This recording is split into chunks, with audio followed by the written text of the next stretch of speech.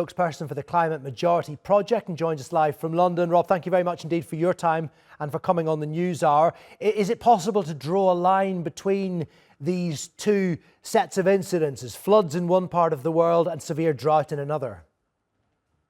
Yes, both of these incidents have been predicted. We've been told from countless papers, and academia have been saying this for a very long time, that the impacts of climate change and of global heating will lead to more floods in some areas, more droughts in others, heat waves, and great instability across many parts of the world. And it appears that those predictions are coming true, that the climate science is strong.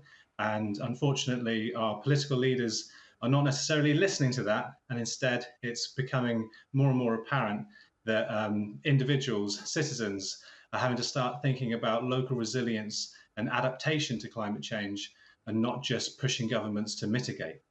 Well, indeed, and it tends to happen in the countries that can handle it the least. Opponents of climate change, I know they're diminishing in number, but they will point to El Nino being a naturally occurring weather phenomenon. So they'll say that this would happen regardless of climate change. How would you respond to that?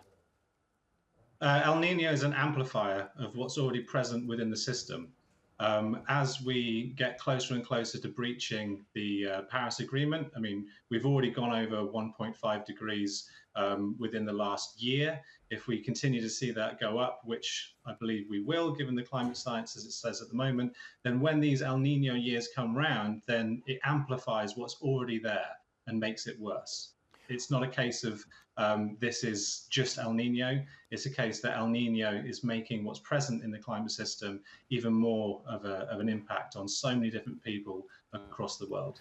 And as we look ahead to the next COP climate meeting, what can be achieved at these meetings, Rob? Are you one who supports the developments and the slow, gradual improvements that are being made with the pledges and promises? Or do you think we need to rip up the COP format and start again? I think there are a lot of people working incredibly hard in all sorts of different areas of the world. And for many of those people, COP is the best chance they've got of pulling those levers. I think in particular to some of the citizens movements and activists and leaders that I know of in the West Indies, for example. And for them, the COP process is a very important lever for them to pull on. However, let's not pretend that it's perfect. It is far from it. The CO2 levels in the atmosphere and the rising temperatures seem to pay no heed to the delay tactics of the COP process, which seems to be very much influenced by the fossil fuel lobbies. If we think about the number of people that attend those conferences now, the people from the countries that are most at risk are often massively outnumbered by the people that are there representing the fossil fuel lobby. And that tells us all we need to know about that process, but we shouldn't give up on it. I think we should be doing that and lots of other things. In particular, as part of the Climate Majority Project, what we're trying to help people to do is to face the uncomfortable truth that climate change is here. It is already having a massive impact. Things will get worse, and that it's then upon us as citizens to come together collectively to build that local resilience and to start thinking about the different type of systems that we want to see in the world, and to start creating them where we are, and doing the best we can with whatever we've got, wherever we are, and bringing that to fruition.